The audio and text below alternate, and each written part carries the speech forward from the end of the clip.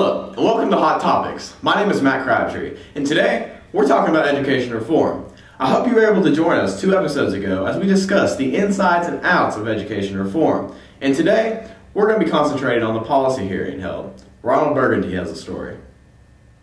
The Education Subcommittee focused on the reauthorization of No Child Left Behind was called to order Thursday, November 5, 2009 by Committee Chairman and Connecticut Senator Bobby Patton. He was joined on the board by Republican Senators Haji Cisse, Blair Kuykendall, and Chelsea Carroll, along with Democratic Senators Eric Dixon, Sarah Gregory, and Ashley Bargle. Each senator was given an opportunity for an opening statement, and there was an obvious connection between all of them, and that connection is that there needs to be change.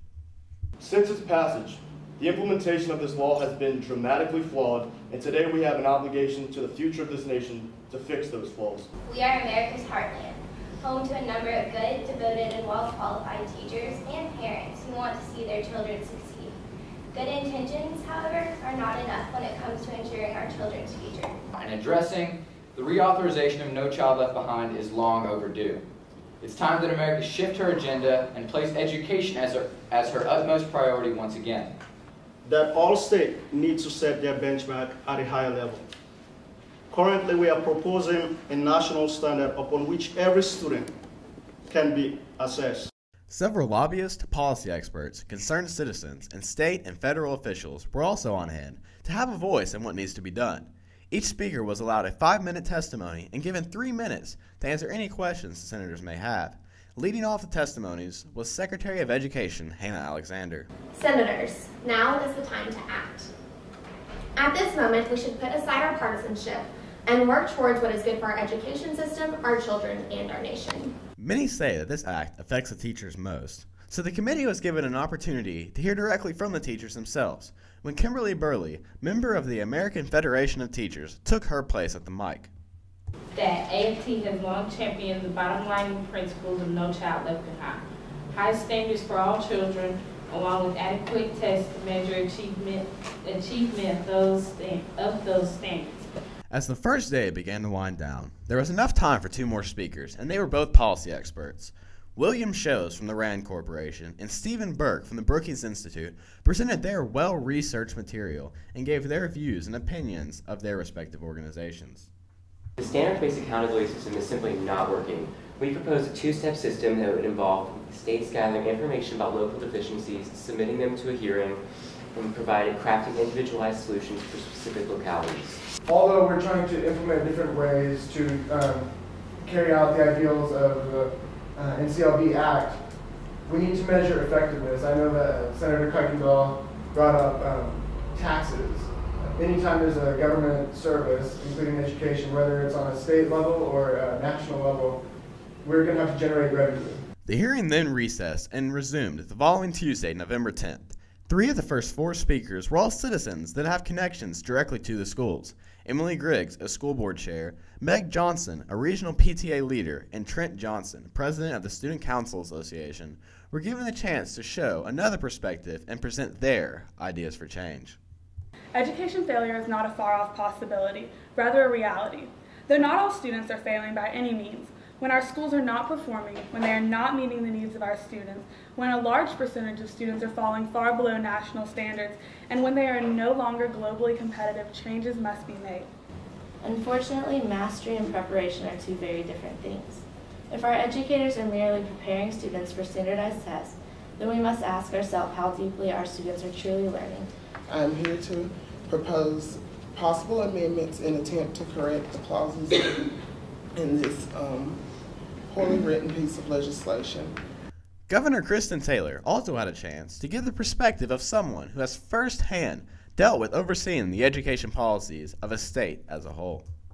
The current structure of standard development assessment is completely ineffective because states realize that low standards will result in higher proficiency rates, which cause inconsistency among states.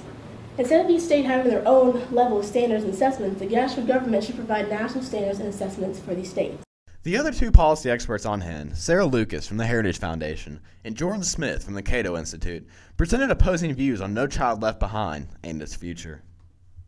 While the idea of national testing has been brought to the table in order to rectify the state tests, we have no evidence that national test writers would be impervious to the politics to which state test writers have succumbed.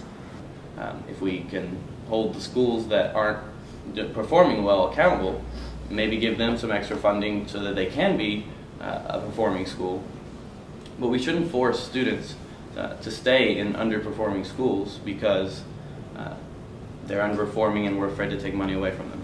The testimonies concluded with Akshita Yerabuthila, representing the largest labor union in the United States, the National Education Association. To make the NCLB actually work for students, we need to immediately implement changes in its accountability, testing, and teacher quality provisions. And the NEA's goal is to improve the law by substantially correcting its flaws and adding such positive provisions. Please tune in on December 1st as Fox News will provide coverage of the press conference with the announcement. Ronald Burgundy, Fox News. Thanks, Ronald. Coming up next, we're going to be talking with Chelsea Carroll, ranking Republican senator from Tennessee. But first, a quick commercial break. Appreciate it. When we're here on the set of The Third Lantern, we always have a time for a cheesehead. Indeed. Make sure you keep an eye out for our next episode of The Third Lantern. I'd say it's the revival. It'll be hitting the net soon. Yeah. Kind of like hitting the stores, but hitting the net. Keep your eye open. And make sure, always buy Cheez-Its. But make sure to get your own box. And welcome back to Hot Topics. We are pleased today to be joined by Chelsea Carroll, ranking Republican senator from Tennessee. Thank you for being with us today, Chelsea. Thank you for having me. Okay, just to get started, can you just give us your feelings of how you think the policy hearing went today? Yeah, I think it all went really well. We got some good information, some good feelings from other people, how they felt about different things, and it overall went pretty well. Okay, can you talk a little bit about if your guys' feelings changed from what you've heard at the past two hearings and exactly how it's going to impact the future direction of this act? Yeah, I think our views were maybe not changed completely, but with the things that we had already talked about, we just need to think about ways to change them a little bit one way or another. It went really well as far as everybody seemed to be kind of on the same page as a whole. The things that we didn't necessarily agree with what the people that testified said, there were things that we figured would be an issue, so we just have to look at that again. Okay. Can you talk a little bit about where you guys go from here? You now have the two hearings under your guys' belt. You guys have a deadline quickly approaching. Can you talk just a little bit about where you guys go from here? What exactly do you guys have left to accomplish? We're basically just going to meet again, look back at what was said, what we originally thought, and just think about how we could change the things that needed to really be changed, either adding stuff that was said before or things that we originally had talked about that we think should stay the same, and just seeing where to go from there. Thank you, Senator Carroll, for being with us today. It's definitely been a pleasure. Thank you.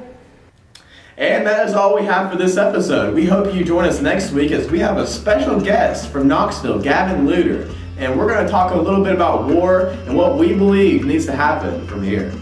Thank you, and we'll see you next time.